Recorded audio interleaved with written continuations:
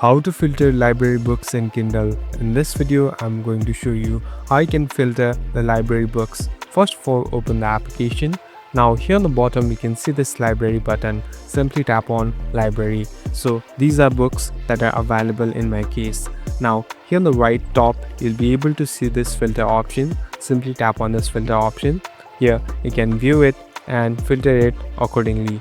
Here there are different options available, so you can select the one that you want to view into. So here grid, list and collection. So simply tap on the one and at last simply tap on done, and as you can see it has been changed.